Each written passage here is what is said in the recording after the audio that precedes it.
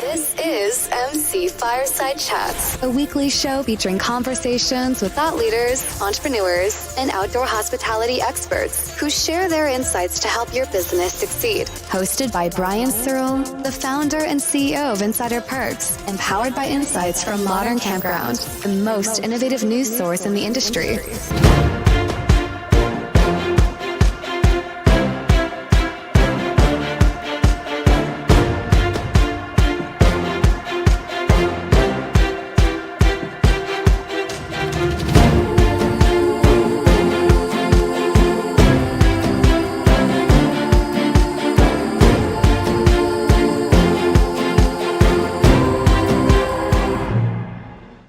Welcome, everybody, to another episode of MC Fireside Chats. My name is Brian Searl with Insider Perks. Super excited to be here in front of my virtual background. Am I lagging again? I don't know what's happening here, but maybe there's a problem with Restream. I feel like I'm lagging on my side, but hopefully you all can hear me. Super excited to be here for another episode of Campground Owners Focused Discussion. We got so many people. Like, we had so many people last week on the glamping show, so many people this week. It's super crowded. We're going to have to end up doing, I don't know, twice as many shows or something like that. Joe, will you host the rest of them, or? I don't have enough time. So you've got time to grow a beard, so you've got time to do other stuff, right? Yeah, I don't know about the time right now. Maybe in a couple months after everyone's season started, then I'll have some time again. All right. Well, Scott looks like he's on vacation. Where are you at, Scott? I'm in my backyard. It is beautiful springtime in Georgia, my friend. Can't wait till I'm successful like you and I can afford a backyard like that. That's nice. Do you climb that tree in the back end? In the back there? That's climbable. Oh, I was in it earlier. If you want a special segment of me in the tree later, I would. You know, nobody remembers. Like, I actually did a live show from a tree one time. We were talking with Access Parks about security like 2 years ago. It's really interesting. Oh, I thought that was a dream. That was real? Yeah, I know. Oh, yeah. Wow. I mean, everybody likes to pretend every time they talk to me that it's a dream and it's not real, which I understand. I would too. But all right, so welcome everybody. Super excited to have some of our recurring guests back. Candice, McNamara from Staylist, Joe Duemig at my community. Going to let you guys introduce yourself in a second. Nate Thompson from KC and Campground, Scott Knepp from Ivy Group, and Greg Emmert too is a recurring guest. I almost forgot that you were a recurring guest, Greg. Sorry. That's all right. I'm not that memorable. And well, no, you're memorable. Like, I just forgot you were a recurring guest on this show. I don't know. You're everywhere. So, and then Tyler Watts from Modern Campground and Ed Bridgman from EOB Consulting. We're going to go around the room, just introduce everybody real quick. And Moira, sorry, I didn't mean to miss you, Moira. I actually have, surprisingly, only have one eye in right now. My contact is also bad. So I'm just falling apart today on all aspects of things. So let's start with Candice and sure. Go from there. Candice with Staylist. I'm the Chief Growth Officer at Staylist, a reservation software company that helps with an all-in-one platform. All right, Moira, you can go next since I accidentally almost forgot you. Hi, guys. My name is Moriah. I am the general manager out here at Binghamton Jellystone Park. So we are in the Jellystone Park franchise, and we are one of the newest locations here in upstate New York. Moriah, you can yell at me if I mispronounce your name, too. It's okay. I get Moira a lot. All right, well, now I know I won't make a mistake again. So, Nate? I'm Nate Thompson, partner at KC and Campgrounds. We're building and growing a portfolio of campgrounds across the U.S. Joe? I'm Joe Duemig. I'm the founder of At My Community. We make mobile apps for campgrounds and resorts. Scott Knepp. Hey, everyone. I'm Scott. I'm Director of Operations with the Ivy Management Group. We're a full-service management group with campgrounds across the country. Visit us at ivy.com, IVEE. IVEE. All right, Greg Emmert. Yeah. Hi, everybody. Greg Emmert from Camp Strategy, a professional advisory and consulting group to the outdoor hospitality industry. Are you in the safari in Africa? I'm not. No, this is a picture from a previous trip to Colombia. But I'm loving all the bird song I hear in Scott's background. So I'm going to keep a bird list. I'm going to let everybody know how many species we've got by the end of the show. He did that. He did. Cool. Seriously, Scott, by the way, and I want to let Tyler and Ed finish their intros in a second, but seriously, I was in Hawaii and I started texting him like random photos of birds. And then I threw him off by throwing him like a chicken picture and he couldn't guess where I was. So it's really interesting. But I had Hawaii on the first species on the crown cardinal. I was like, you're in freaking Hawaii or Puerto Rico or something, dude. Oh, yeah, or Puerto Rico. Yeah, you didn't get it. So that's I found you. I was close. Tyler. Yeah. Hey guys, I'm Tyler Watts. I'm with Broad River Campground out of Mooresboro, North Carolina. developer and co-owner of the campground, and we are excited to be here. And we're in our second full year of operation, and we just brought on 40 more RV sites, and we're excited for 2024. Awesome. Thanks for being here, Tyler. Can't wait to Nice. more about Broad River. And Ed from EOB Consulting. Hello, Last but not everyone. least. This is Ed Bridgman with EOB Consulting. We consult and design RV destinations and prepare feasibility analysis all over the country. We did 38 in 2023. We also own Homestead RV Community, the most technologically advanced RV destination in the world, where we beta test other people's products in the RV industry and also use it as our showroom. We're currently expanding with $1 million pool, and next year we'll be adding 73 more sites. Ed, where are you? You look like you're in a secret evil lair where you mastermind everything. I'm an electrical engineer with a master's degree, and I enjoy being in a cave. And so this is actually my private office, and this is our security system in the background where we can monitor who is entering and leaving the Homestead RV community. And this is the hub of where all the brainchild happens. I mean, I tell you, like, if I was going to hire somebody, I'd want somebody to have a lair like Ed. I'm just saying. I really would. Like, I'm kind of jealous. So, all right. So let's dive in. I want to give our special guest some time here. We got a little bit, like, we got a crowded field here. Sorry, guys, for all this wonderful people here, like, right? But I don't book the show anymore. It's all Shara's fault. She obviously does way too good of a job because we have way too many people here. So let's talk. Let's start with our special guest. I want to give them some time. So let's go with Tyler first at Broad River Campground, since he's actually in a legit background with a fan going and super cool glamping dome. So Tyler, tell us about Broad River Campground a little bit. So Broad River Campground came to us in about 2020 when apartment complexes, which is our background, started skyrocketing. And we've never built one. I grew up camping. My development groups, we all grew up camping, but we've never built one, owned one, operated one. But that doesn't scare us away from things. And so we got an idea to look at possibly purchasing or building one. And the market took us in the direction of building one. And we took 82 acres of raw hunting land, had one deer stand, and we brought power, water, sewer, glamping, cabins, clubhouse, pool, nature trails, RV sites, and tent sites. I packed about 3 years worth of information into 15 seconds, but a lot of ups and downs, but a very much successful project. And we've been, we hit the ground running, and we contribute a lot of our success to the industry leaders like you guys, and Carvick and Ohio and all the big leaders in the game that have opened us with welcome arms and helped us when we had questions. So we're super excited about the campground. We just brought on phase 2. So now we're sitting at a total of 56 RV sites, 10 cabins, 5 glamping domes, 5 tent sites. We've only done a footprint of about 30 acres on the 82-acre tract property, but that's pretty much what we're going to be at the moment. Hopefully years to come, we'll look at expanding farther. But we're stoked. We're excited. People are showing up. People are discovering us. So we're extremely happy to be here and just excited to continue to grow. Awesome. Well, thank you for telling all my guests they're industry leaders. I definitely am not, but that's what they're here for. And I'm curious. I want to pick out one thing from the beginning of what you said first. You said the market took you in the direction of developing versus purchasing, right? And I think this is valuable insight, maybe that we haven't even covered in depth on this show before. And I apologize if I'm lagging. It looks really weird to me, but hopefully it'll be fine on the podcast. And I'm interested. There's a lot of people obviously getting into this business over the last few years, both big and small. How do you know which direction the market is taking? We look at a lot of projects. We look at a lot of opportunities out there in the real estate world, and we're unlimited general license contractors, so we know how to build. We just have to find the right project. And we had went from purchasing apartment complexes to actually looking at building some. Construction materials and acquisition costs did not make sense. So then it's kind of crazy. We got this bright idea. We were like, so wait a minute, we can build an RV site, no windows, no plumbing, other than obviously your sewer connection. But I'm talking like toilets and sinks. It's like, we got none of that, and people will pay how much a month?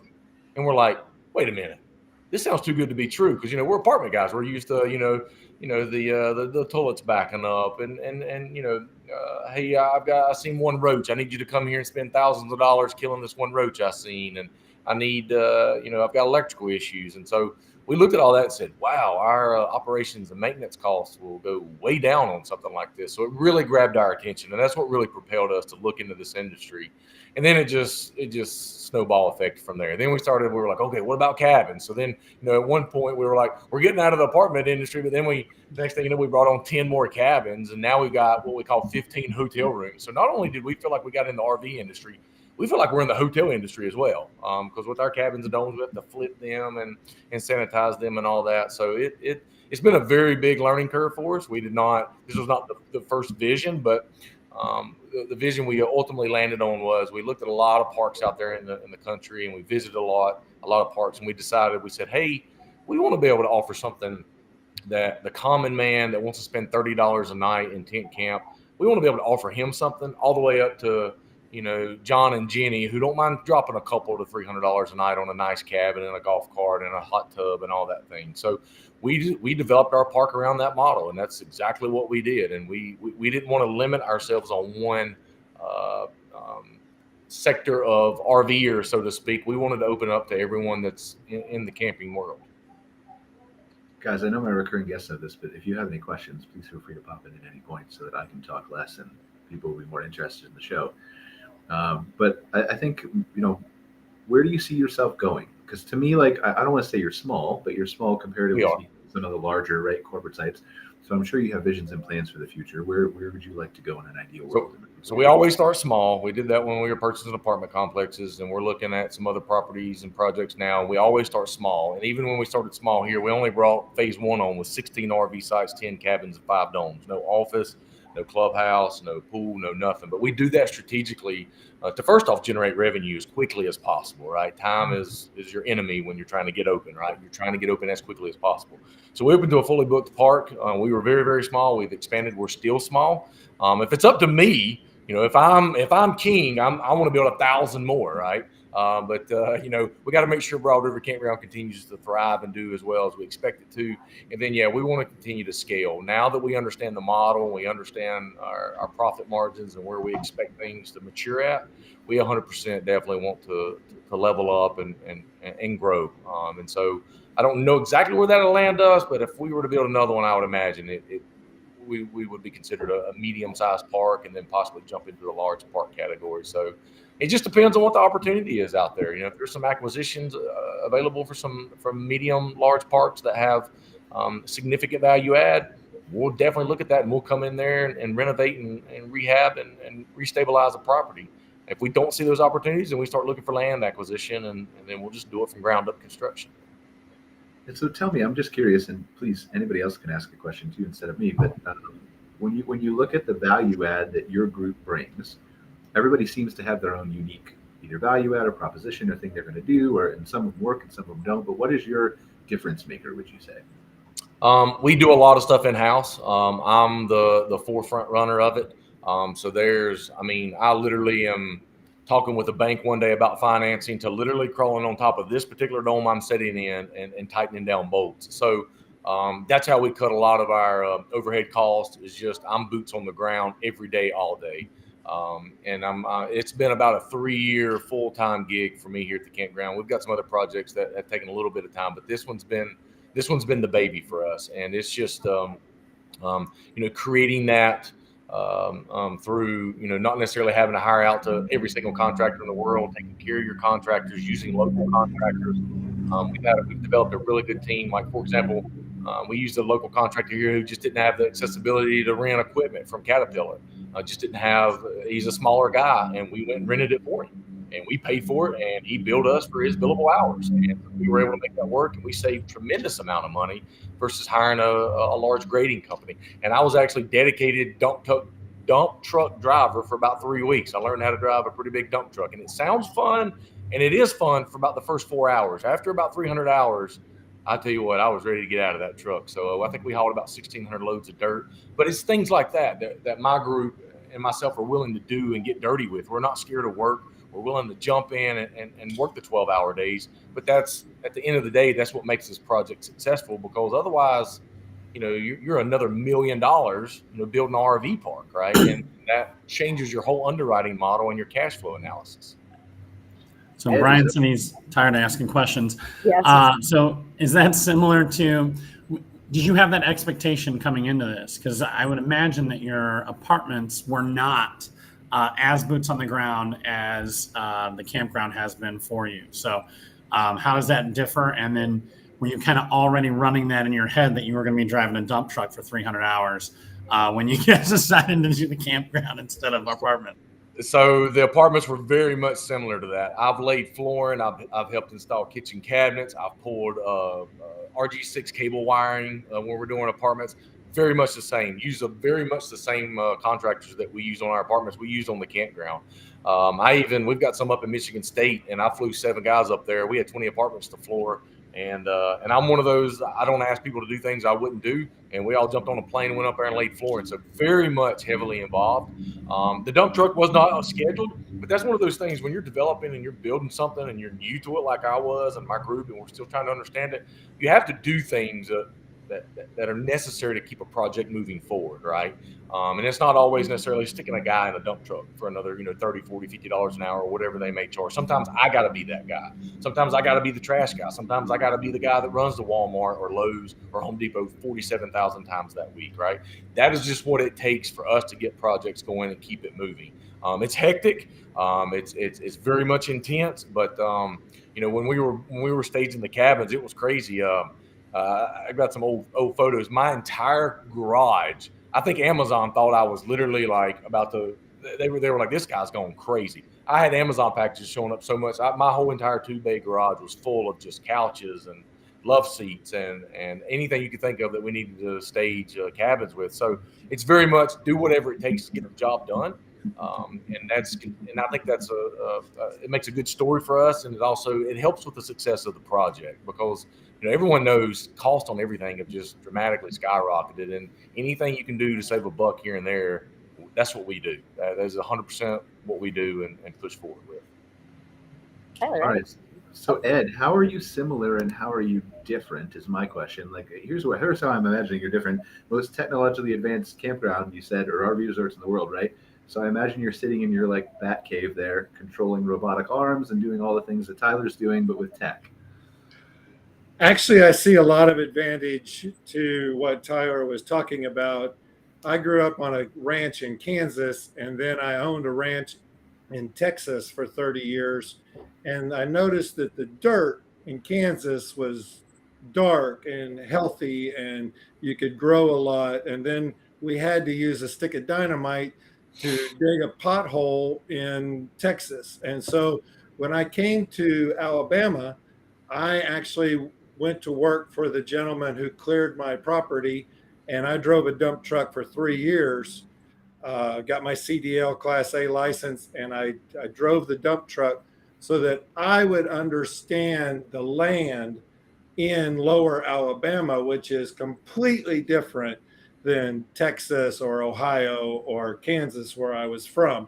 So I learned how to develop here and learned how to work with the property here. That helped me be a better consultant all over the country. Now I'm traveling to Georgia next week. I've got 2 jobs in Texas. Earlier this month, I just got back from Texas, and I just got back from Fort Myers, Florida, the week before that.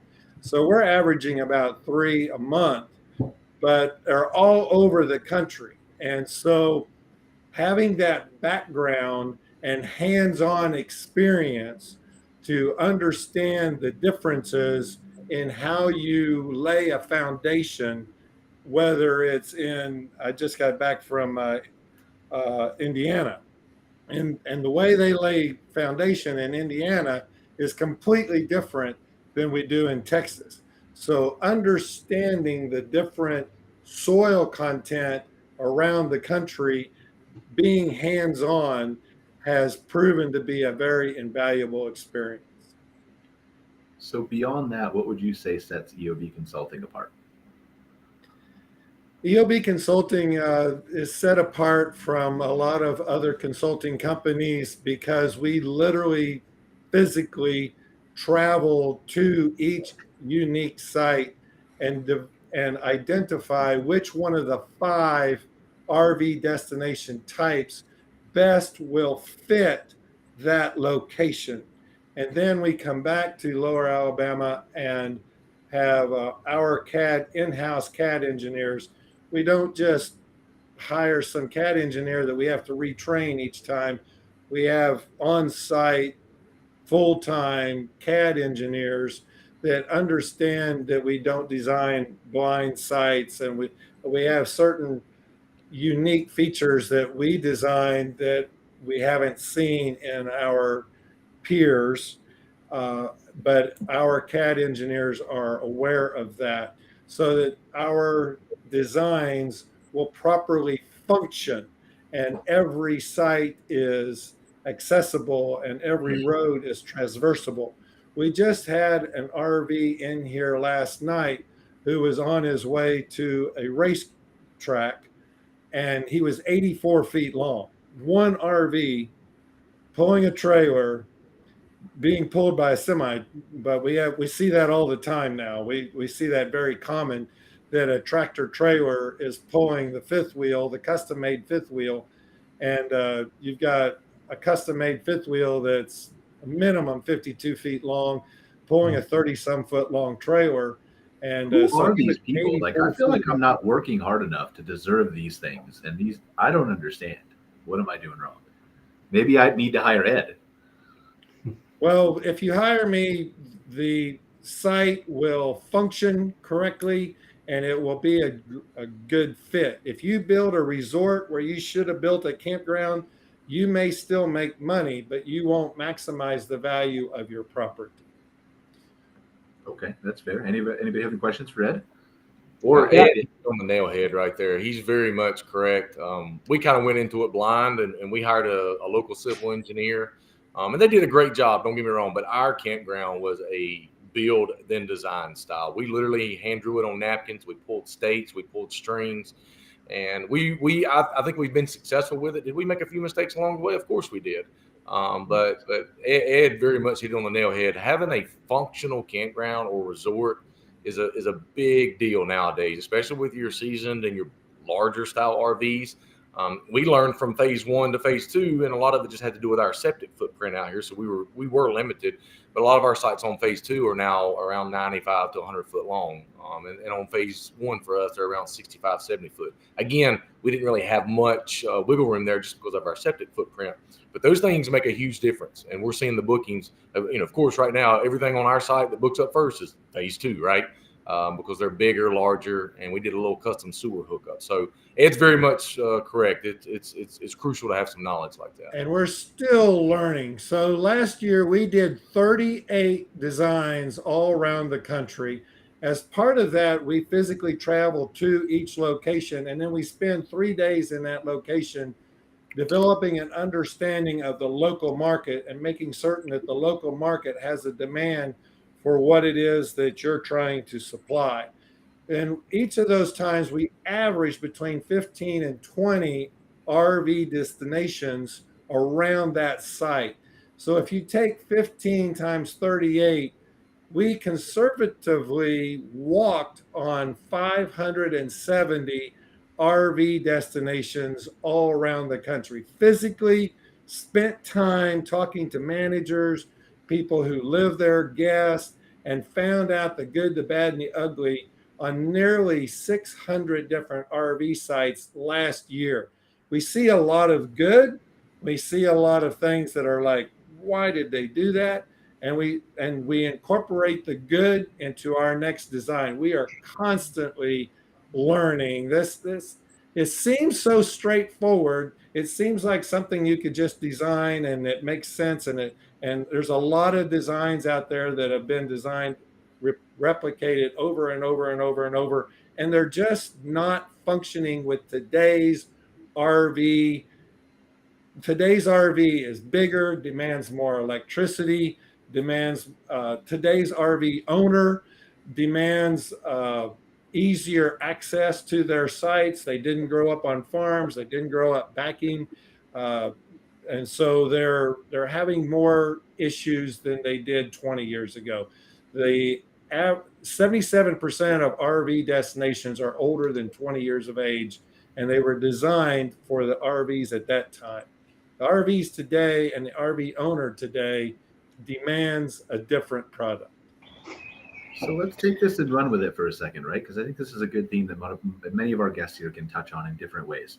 So I want to come maybe first to Scott from Ivy, because you've dealt with, like, we're talking about the points of maybe I start with a design or I start with a construction and then work on the design, and there's maybe I take over a park that needs revamped and needs a different design or construction or all kinds of things. And I think you've dealt with both. So I want to start with you and get your perspective on that, and then I want to go to Nate, who has maybe an announcement he wants to share with us.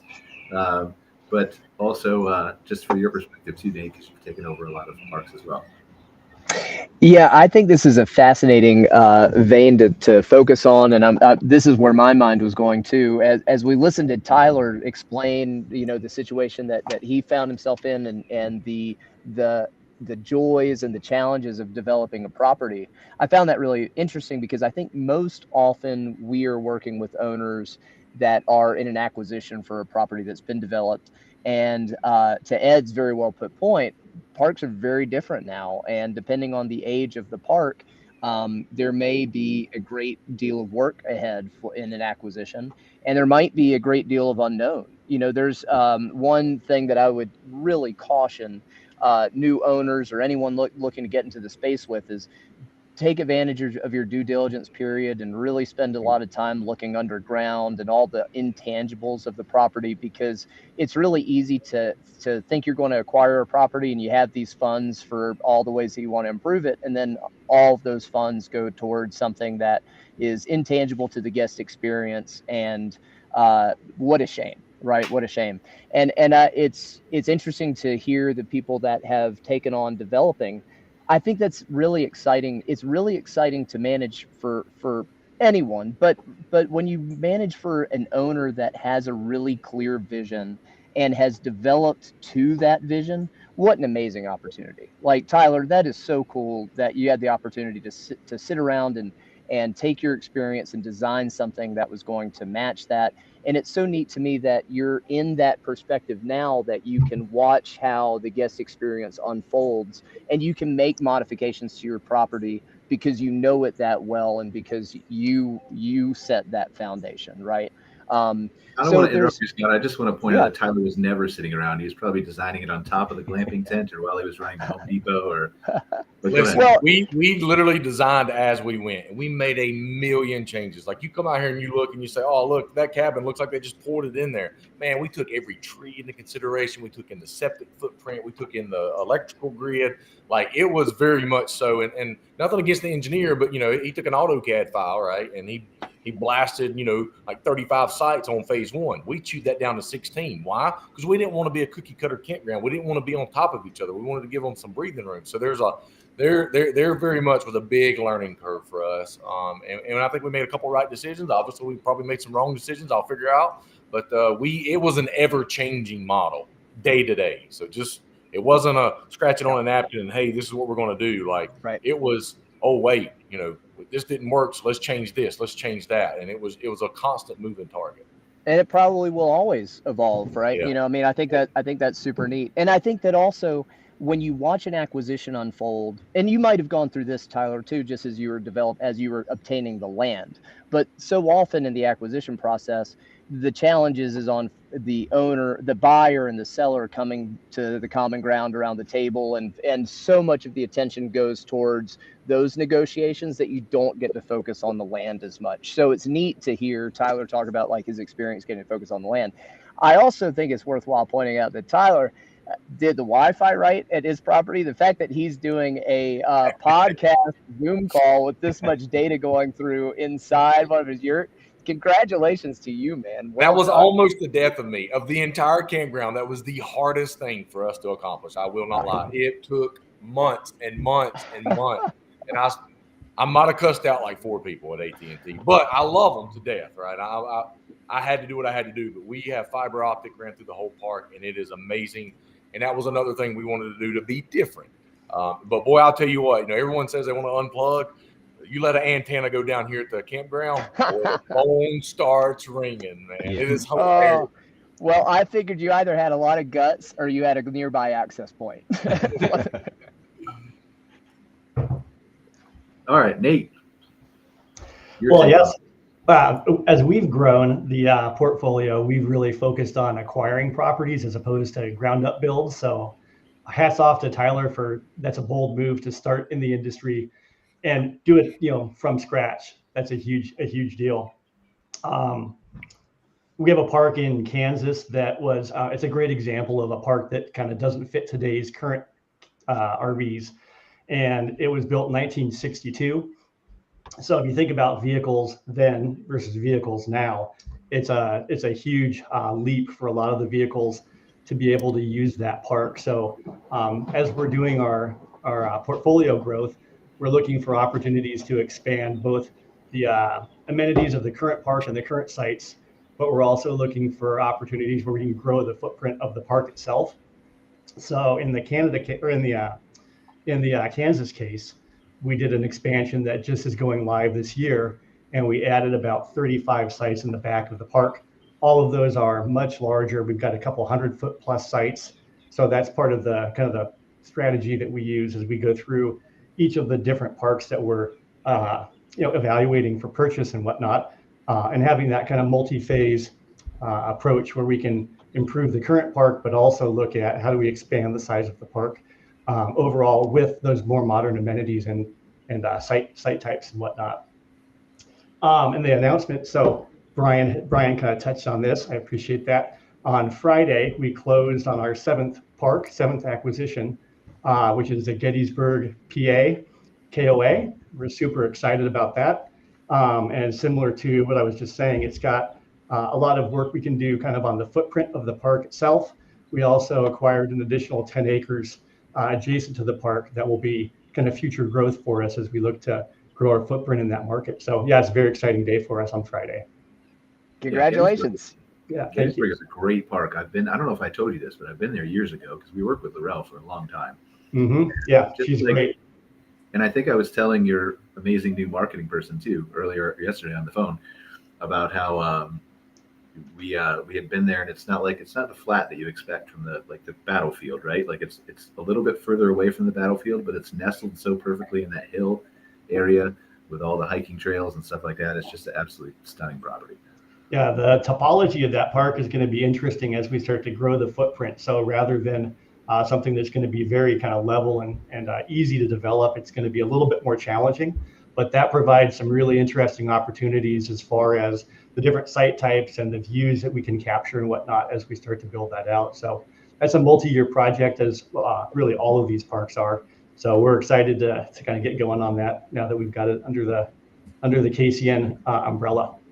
Well, and maybe that takes us further into our conversation, right? So we've talked about how we design some of these properties, like Ed, for example. He's got a blueprint, right? A lot of the consulting groups do, but we're talking to Ed today. So Ed's got this blueprint that sets him apart, and he goes boots on the ground and figures out all those intangibles and the things that make him different. So how do you tackle that from a perspective of maybe I know what to do, but I can't necessarily do it exactly the way I want because of the topography like Gettysburg? Well, in the case of Gettysburg, we've worked very closely. So that's a KOA branded property. All of our properties thus far are. And KOA has a internal campground design services team.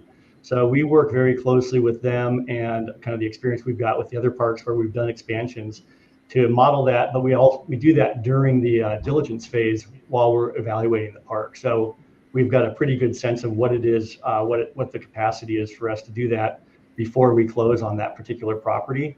There's a lot of legwork that goes into that 60 to 90 day period before you actually own the property. And that's a big part of it when we're looking at a property that's got expansion capacity. Really kind of dry, straw man out where you can do it, how you can do it, walk the property, be there consistently. I think that's something that Ed touched on as well. You cannot replicate that through, as great as technology is, you can't replicate that. You got to be there, you got to walk the property, you got to see how it feels, you got to see the views yourself and start to kind of conceptualize where you think you can make some of those things happen. And there's a little bit of a leap of faith because ultimately it is, a vision that you've got, and it's not a completed plan. But we're pretty excited about where Gettysburg is going to go.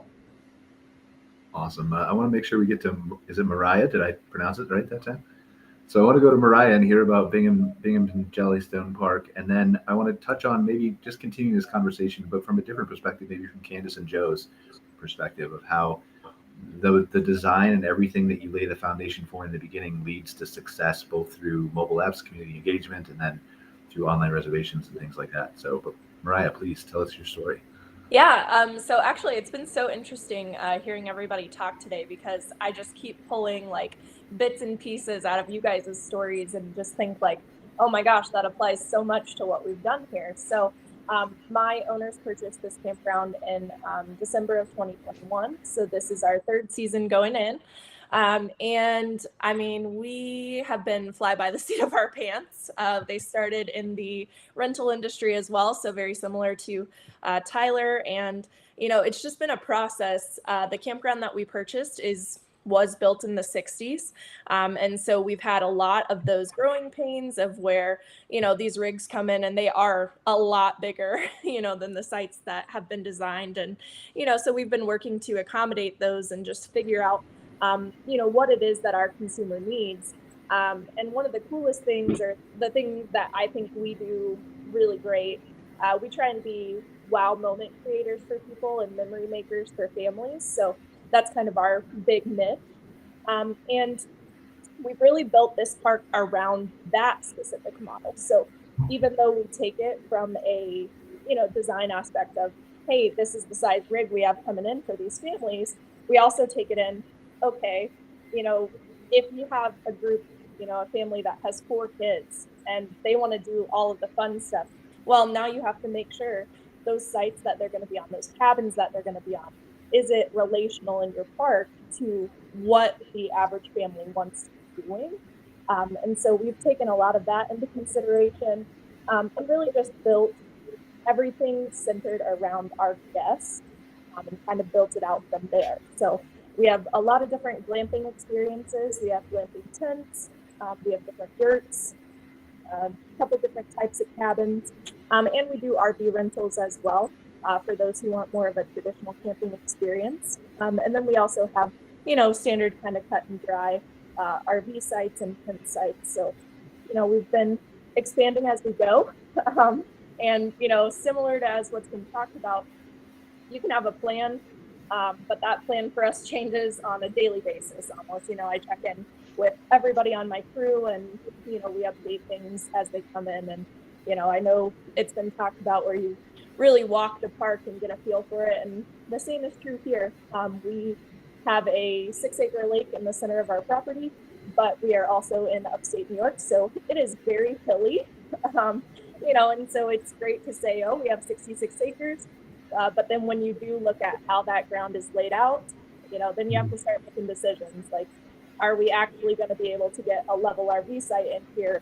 Or is this where we start thinking outside the box with glamping options? So as we look at, again, this ties back into our whole theme, right? As we look at how, because you're new, right? You just said you were one of the yeah, okay. So as part of that design process, right, you're talking about the construction and the overall design that people think about landscaping and sites and size and stuff like that. But part of that, I think, is the decision, Nate is big on KOA. You are obviously Jellystone. So that's, to me, that's part of that process is, do I rely on a great team from KOA or a great team from Jellystone? Do I need an Ed and a Greg and a Jellystone and a KOA? Am I just going to do everything myself like Tyler? Right? There's all kinds of different paths that you can take, but how do you end up going with a Jellystone? Yeah, absolutely. So we really locked in on Jellystone for the whole aspect of their consumer. So our guest is who we wanted this campground to be about. So Jellystone is all about those young families that come in and they just want to have a great time together, really that big family bonding experience. So we really locked in on that model and have taken their advice and their help and just kind of ran with it. It's crazy because we do have all of that input from them. Jellystone is a phenomenal team. I don't know if you worked with them before, but They are fantastic, and all of their advice and just any type of support they give is wonderful. But then we also, like Tyler, we have that kind of background of construction ourselves. So we really do put a lot of our own, process into it. So we look for advice, but then we also end up doing a majority of the design work and stuff on our own, with a little bit of the consulting aspect from Jellystone. And is that a market-driven approach, or is that I want to be a park that caters more toward younger families approach, or a blend? I definitely think it's a blend. So, we looked at the market that we have here around Binghamton. Now, the campground that we had from the 60s, it definitely didn't have, I guess, exactly the market we were going for. But what we found was the market in Binghamton surrounding was that, central young family that is now driving to our park. So we have, everyone from kind of the Syracuse area, as well as down through Pennsylvania. They've started to find us, and, we've really become this like central, fun, family-oriented campground. Where does Binghamton go from here? Oh man, yeah, we are definitely starting strong, and I think we're just getting stronger. So currently, we are, I don't know if I can even call them phases. We just do every single year, I would say, would be a new phase. So currently, I actually just put online, we have 8 new VIP sites that we're putting in. So those are going to be some pretty long concrete sites with private concrete patios. Those are going to be close to our attractions and activities, like our jumping pillows and mini golf course. I know we have a pool slated out for the future. That was one thing that our campground was lacking from the 60s. So we are working on putting that in. We have tons of fun lake activities and things like that, but the pool is definitely one of the top things on our list. So we are excited in that regard. And then we already have a whole new section planned out where we should, in the next coming years, be able to put in, oh man, a whole nother block of cabins. So over the next few years, we have, I'm trying to think of how many acres that slot is. It's probably anywhere upwards of 10 to 20 new cabins in our newest section. So Wow. Lots of expansion going on, and both in the site development world as well as the attractions and activities world. And we are just really excited for the future and bringing these families in and helping create, lasting fun vacation memories for them. Something you said kind of really piqued my interest a little bit, and I'd love to see if the group wants to weigh in on it. And then I promise I'll get to you, Candice, Joe, and Greg too. You can feel free to just pipe in, and I know you've got a wealth of knowledge there, so but we'll get to you, I promise. When we're talking about the VIP sites that you were adding specifically, and Ed had mentioned all the people who are pulling trailers, behind pulling the fifth wheels with trailers.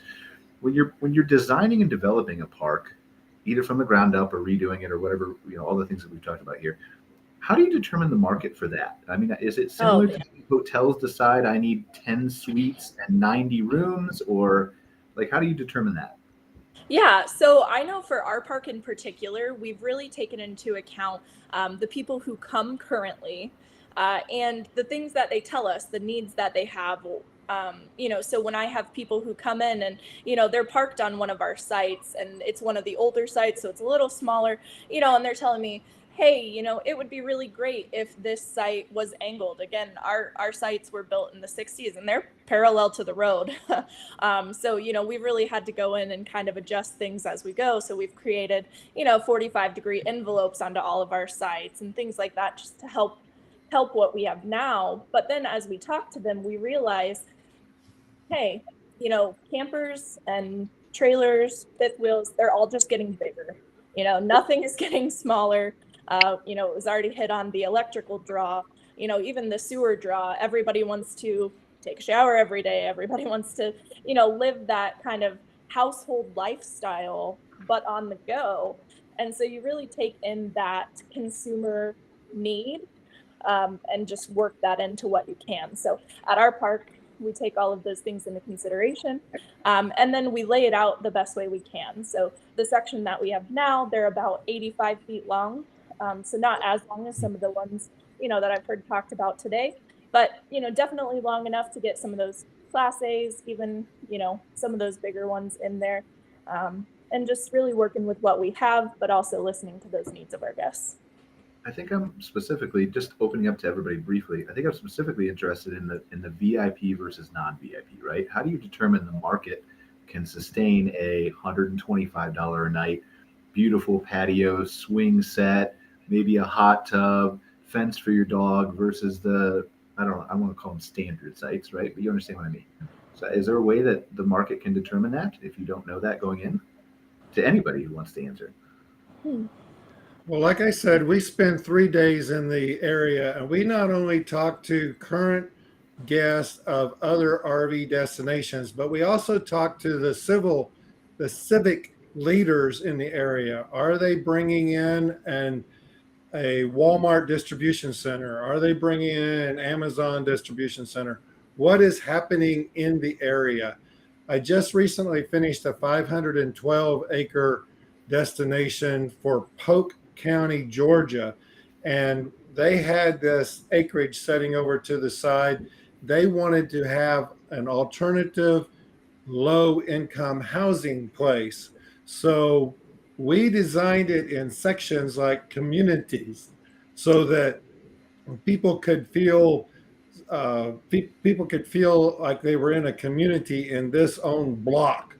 And what the Polk County is doing is, if you have an RV that qualifies, first of all, and you make less than a certain amount of money, they're going to allow them to live in this RV destination. It serves two purposes for them. It gets all of the lower income people in one area instead of scattered around the city. And they found that advantageous. But like I mentioned, I think I got off track. We spend 3 days in the area, but we do a lot more than just simply talking to the RV destinations, so that we understand the local market and know that the local market has a demand for what it is that we're trying to supply. Makes sense. Anybody have anything to add? Yeah, I think one of the things I love about being part of the KOA franchise system is the importance, kind of the focus they put on data. So as we're designing and looking at ways we can expand the current park or expand the park with new sites, we can dig into the data, not just for that park, right, to see occupancy levels and average rates per night and whatnot, which is obviously important if you're designing like for like. But as we start to broaden out into new site types or new accommodations or whatnot, we've got the ability to look kind of regionally or nationally at all of these different site types, occupancy levels by time, occupancy levels across different pricing levels and whatnot. So that's been a huge goal and kind of a win for us, is having access to that type of market data to inform what we're proceeding with and kind of how we're designing some of these expansions. And I think if I can chime in for a second, I think every owner has that at their disposal. If you're really, really new, maybe not as much, but if you've got a park and you've been operating it, boy, the best way to figure out a feasibility study on if you need some VIP or red carpet or patio sites, whatever you want to call them, start asking your people, start surveying your customers, start watching what's coming in, what's going out, what the attitude is of the customer. Hey, would you pay $125 a night? Heck no, I wouldn't. Or heck yeah, I would. You have that data, you have that person right in front of you. You can't miss that opportunity, which is something sadly that I think, especially when you're mired down in it, right? If you're an everyday, like Tyler, you were describing a little bit, and I know I was when we still owned our park, sometimes you get mired down in the day-to-day and you forget to just go out and have conversations. And it's so important.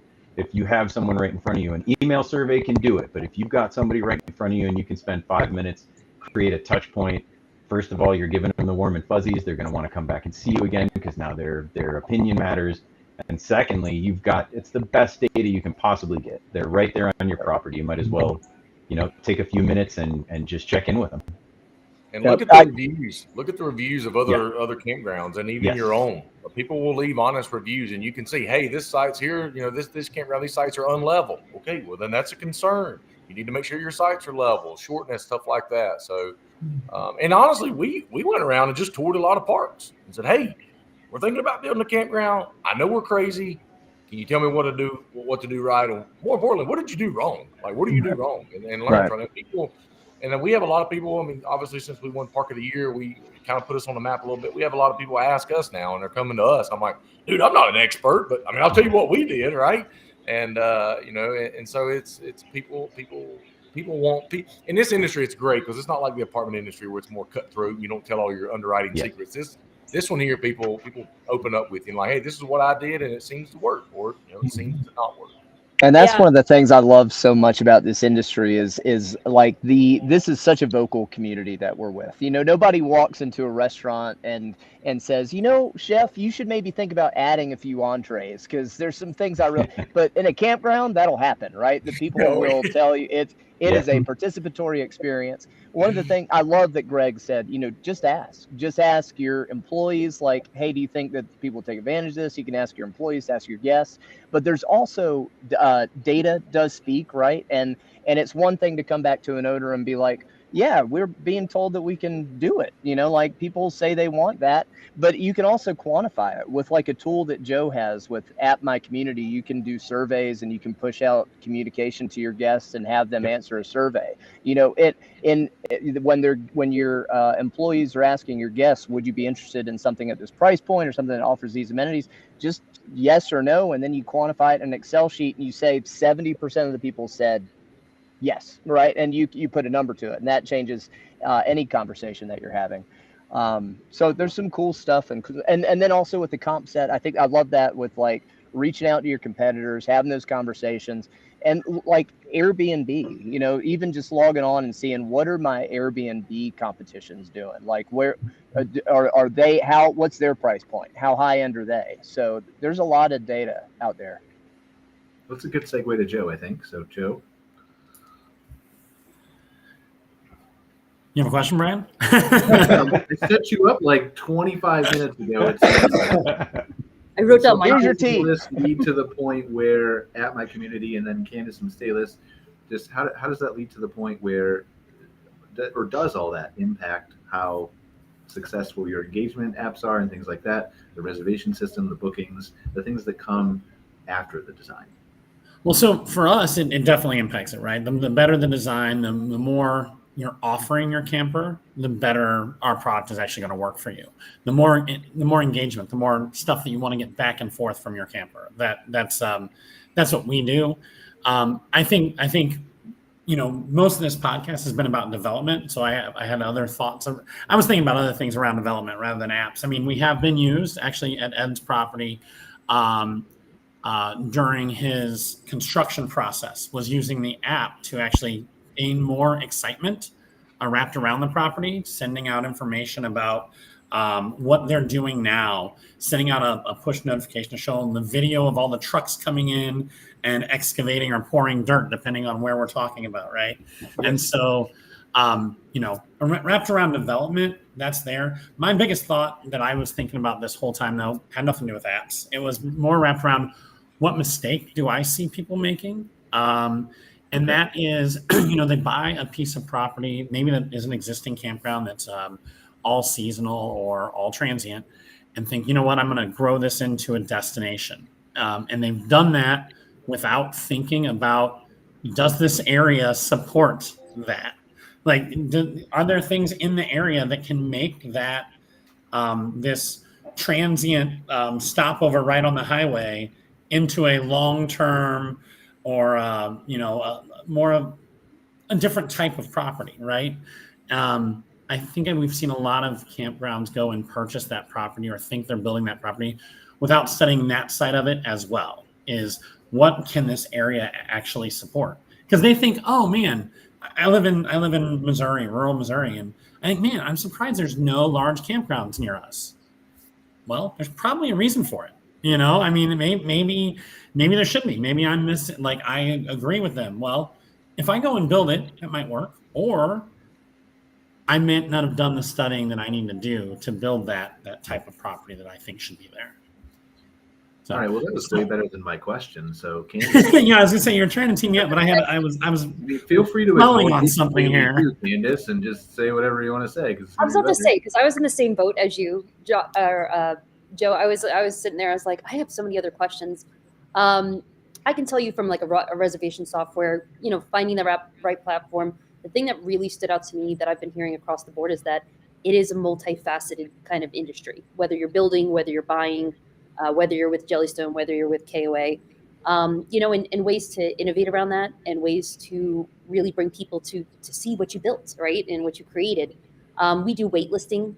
So same thing as Joe was saying is like you're pushing those notifications, you're showing the dump trucks, but then you have a website up with Brian. And then you can also have a wait list on there where people are already preemptively planning and they're excited about that build out. But no, I was on the same boat as you, Joe. The biggest thing that really stood out to me that I want to know, because I think in this specific podcast, people are going to seek this, that are investing, that are buying, that are building. And I want to know from all the different groups, like, what was your biggest learning? Like if you were to have a good takeaway to say, this is the number one thing that I learned, what would you leave this audience with to know? Anybody? Well, there are 5 different RV destination types, and there's a lot of people that haven't even wrapped their head around the fact that there are parks, and parks are the only RV destination type that are currently losing money. You do not want to be investing in RV parks, but there are campgrounds, and there are resorts, and there are communities, and there are hybrids. And so you want to be investing in one of the other 4.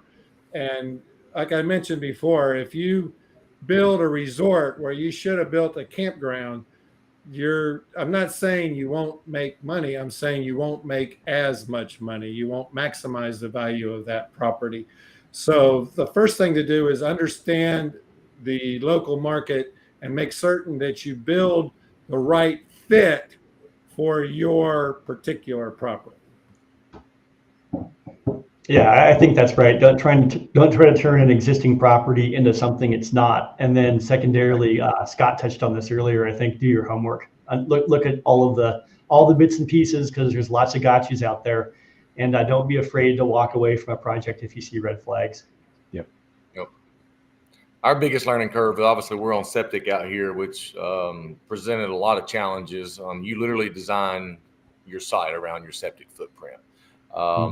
We learned on phase 1 that the code says 120 gallons a day. Unbeknownst to us, we followed the code, right? So our septic footprint is massive. Networked with a local campground at the Carvic, Carolina's the Carolinas Arvic conference. Come to find out, you can get it. There's an exception to knock it down to 60 gallons per day. We literally saved over $100,000 on phase 2. My footprint is smaller, and I've got 40 sites versus 16. Just little things like that, right? So I called my engineer up. I'm like, dude, we made a mistake. He's like, oh, yeah, I knew about it. I'm like, dude, you got to tell me this kind of stuff. You're not spending your money. I am. So, you have to have a heart-to-heart with people like that. So, lesson learned, right? So now, I feel obligated. Let me preach that out to the new investor or the new developer. Like this. Things like this, it would have been very nice to know that from day one, right? We were able to muscle through it, make it work, still be successful. But, it was a very valuable financial lesson to learn on our end. Local civil engineers will build to code. And if they say, yes, I've designed an RV destination, I've been in business for 20 years, and I designed one 10 years ago, I'm not saying that you shouldn't use your local civil engineers. As a matter of fact, there is a time and place to where you're going to want to use your local civil engineer to get your permits through. But that is, as opposed to someone who has built 38 in a year, the learning curve is completely different. I'd agree, 100%. We finally wound up, I was like, all right, Scott, I'm going to draw it on a napkin. You put it in AutoCAD, right? So that's kind of where we got at. And so, yeah, very much of a learning curve. So, yeah, I would highly recommend if there's, Ed's got a world of knowledge, obviously, and utilizing that is well worth it. And it's the same goes for, like, if you're doing septic for your soil scientist, like, you need to get your property tested, and not just by the local county officials. Hire a soil scientist to determine where you're going.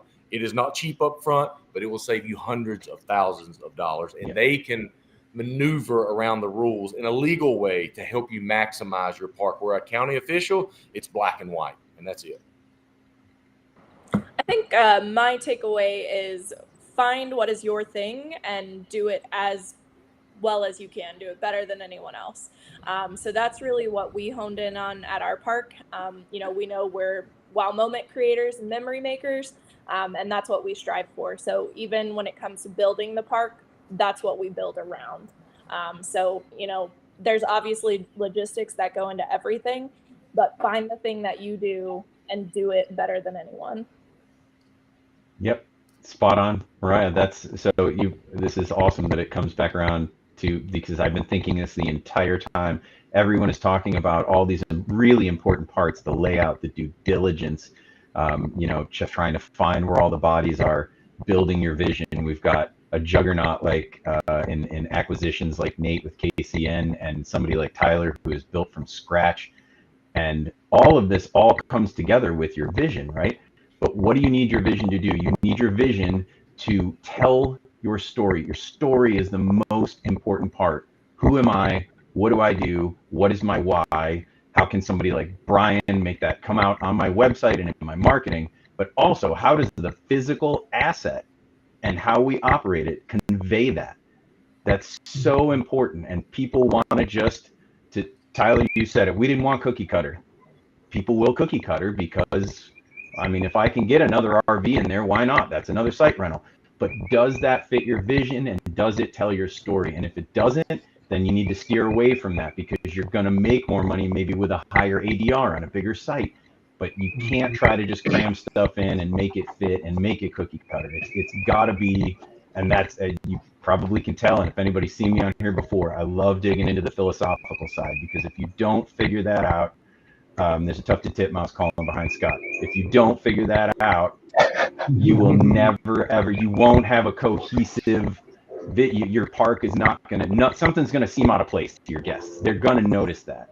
If your property doesn't convey your vision and tell your story, it's not going to be cohesive. So I'm glad you said that right there at the end, Moriah, because I've been thinking that the whole time. It's such an important part. I want to hang out with this group so bad. Brian, what a cool person you are to get so many cool friends. But Greg, I think you said it so good, man, which is know your vision. And Moriah said it with know who you are. But and the other thing is that doesn't just translate to design development decisions. If you can be really clear with that makes it all the way down to the way you train your front desk and the verbiage that you're operations using. and all the way through.